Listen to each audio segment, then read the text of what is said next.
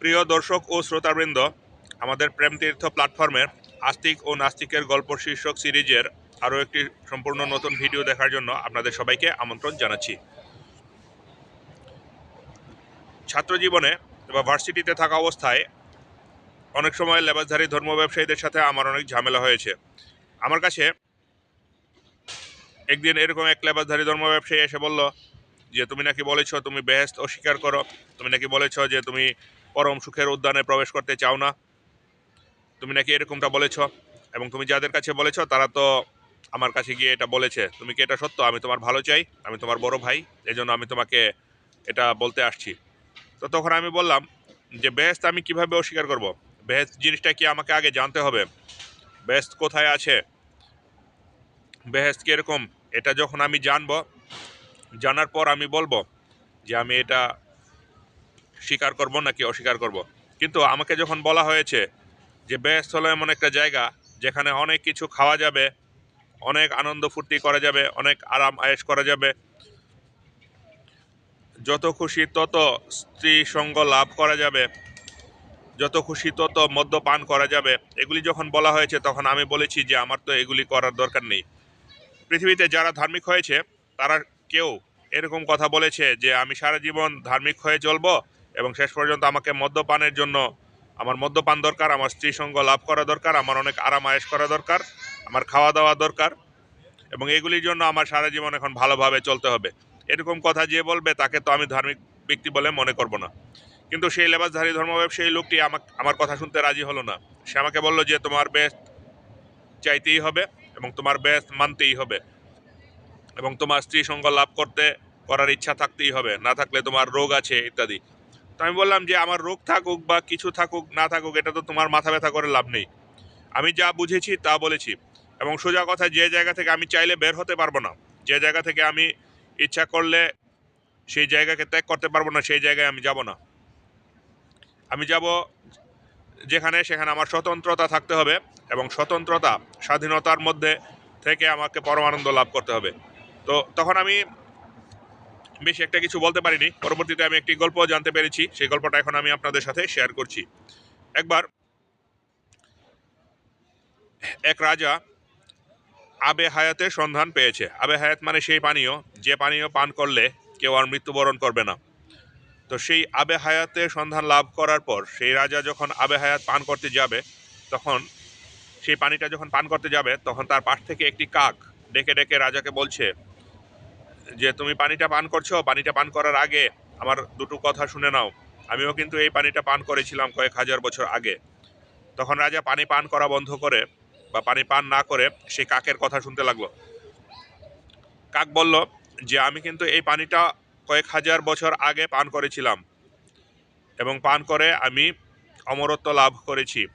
এখন কিছুতেই আমার মৃত্যু হয় না। আমি হাজার হাজার মাইল উড়ে বেরিয়েছি, আমি যা খুশি তা খেয়ে বেরিয়েছি, আমি আগ্নেয়গিরির লাভার মধ্যে পড়ে গিয়ে মরার চেষ্টা করেছি, কিন্তু আমি মরিনি। আরেক জায়গা থেকে আমি আবার জীবিত হয়ে উড়ে এসেছি। আমি পাথরের নিচে মাথা ফেলে থেতলে মরে যেতে চেয়েছি, কিন্তু আমি আর মৃত্যুবরণ করতে পারিনি। এখন আমি আর মৃত্যুবরণ করতে পারি না। আমার সব কিছু খাওয়া হয়ে গেছে, সব কিছু দেখা হয়ে গেছে, সব আনন্দ ফুর্তি করা শেষ হয়ে গেছে। এখন আমি মৃত্যুবরণ করতে চাই, আমি এখন শান্ত হতে চাই, আমি এখন বিশ্রাম চাই, কিন্তু আমার বিশ্রামের পথ কিন্তু বন্ধ হয়ে গেছে। তুমি যদি এই পানিটা পান করো তাহলে কিন্তু তোমার বিশ্রামের পথও বন্ধ হয়ে যাবে। তুমি সব কিছু দেখে ফেলবে, সব কিছু জেনে ফেলবে, সব কিছু খেয়ে ফেলবে, সব আনন্দ ফুর্তি করে ফেলবে। করে ফেলার পর তুমি চাইলে বিশ্রাম করতে পারবে না। তুমি চাইলে এই বাজার বা এই অস্থিরতার জগৎ থেকে নীরবতার জগতে প্রবেশ করতে পারবে না। এটা তুমি আগে বুঝে নাও। এটা বুঝে নিয়ে তারপর যদি তোমার ইচ্ছা করে তাহলে তুমি এই পানিটা পান করতে পারো। তো এই কথা শুনে রাজা কিছুক্ষণ বসে নিজে নিজে চিন্তা করলো, এবং চিন্তা করে হাত ধুয়ে চলে গেল। বলল যে আমি এই পানি পান করব না, আমার কাছে এই জীবনটাই শ্রেষ্ঠ, আমার কাছে এই জীবনটাই অনেক মূল্যবান, এখানে আমি যা খুশি তা করতে পারি এবং আমার অমরত্বের দরকার নেই। এবং আরেকটা গল্প আছে যে ধার্মিক শহরের গল্প, এটা আমি লিখেছি এর আগে, আপনারা হয়তো অনেকে জানতে পারেন। একটি ধার্মিক শহরে এক লোক প্রবেশ করতে যাচ্ছিল।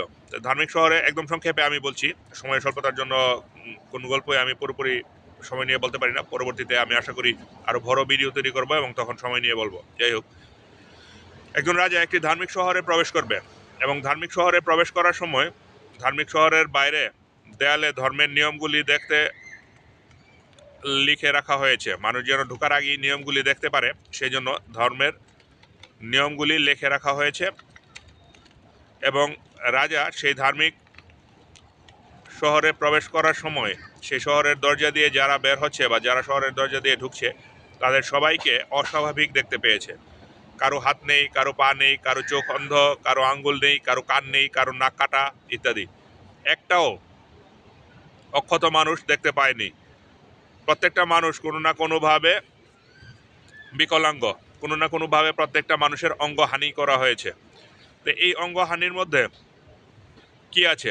তো রাজা বাইরে দাঁড়িয়ে দাঁড়িয়ে ভাবছে যে প্রত্যেকটা মানুষ এরকম বিকলাঙ্গ কেন, প্রত্যেকটা মানুষের অঙ্গ নষ্ট করা হয়েছে কিভাবে।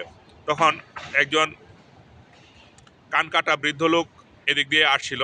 সেই বৃদ্ধ লোককে রাজা জিজ্ঞাসা করলো যে এখানে প্রত্যেকটা মানুষের এই অবস্থা কেন, প্রত্যেকটা মানুষের এই বিকলাঙ্গ হয়ে গেছে কেন, তাদের অঙ্গ প্রত্যঙ্গর এই অবস্থা কেন।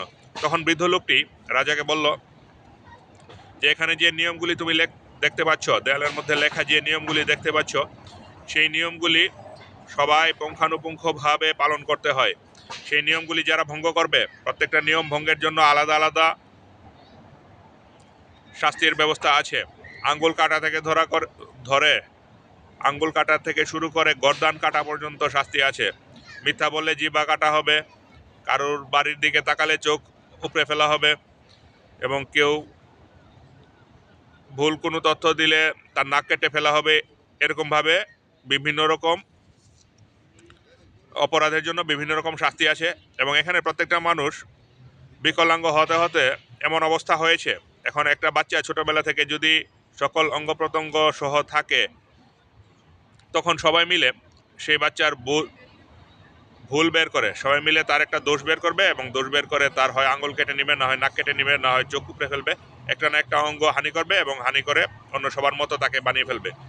এভাবেই প্রত্যেকটা মানুষ এখানে বিকলাঙ্গ হয়ে গেছে। এখানে একটা মানুষও সকল অঙ্গ প্রত্যঙ্গ নিয়ে স্বাভাবিকভাবে এবং তোমার মতো করে চলাফেরা করছে এরকম একটা মানুষও নেই। তো রাজা এসব কথা শুনে যে প্রস্তুতি নিয়েছিল ধার্মিক শহরে ঢোকার জন্য, অনেক পথ পার হয়ে অনেক পরিশ্রম করে সে ধার্মিক শহরের গেট পর্যন্ত এসেছিল। রাজা বলল যে তার ঘোড়াকে ঘুরিয়ে বলল যে আমার ধার্মিক শহরের দরকার নেই, আমার অধার্মিক শহরই অনেক ভালো। তোমরা যে ধর্মে কথা বলছো, তোমরা যে বাধ্যবাধকতা বা তোমরা যে নিয়মকানুন, তোমরা যে পদ্ধতির কথা বলছো, সেই পদ্ধতিতে ধার্মিক হওয়ার আমার কোনো দরকার নেই। তোমার এই ধার্মিক শহরের চেয়ে আমার অধার্মিক শহর অনেক ভালো। আমার অধার্মিক শহরের মানুষগুলির চিন্তা ভাবনা ময়লা হোক আর যাই হোক, হাত পা আঙ্গুল চোখ নাক মুখ ইত্যাদি তো আস্ত আছে। তোমার এই ধার্মিক শহরে মানুষের হাত পা আঙ্গুল চোখ নাক মুখ কান ইত্যাদি যেহেতু আস্ত নেই, তোমাদের চিন্তা ভাবনাও কোনোদিন সঠিক থাকতে পারবে না। তোমরা তোমাদের সমাজের চারিদিকে তাকালে দেখতে পাবে যারা একটু বিকলাঙ্গ আছে, যাদের পা নেই, যাদের হাত নেই, যাদের চোখ নেই, তাদেরকে তোমরা একটা বললে তারা আরেকটা বুঝবে। আমি একবার এরকমটা দেখেছি যে একজন লোক পা খোড়া, ঠিক আছে, তো সেই খোড়া লোকটার সামনে যে কথাই বলুক সে শুনতে পায় যে তাকে ল্যাংড়া বলে ডেকেছে।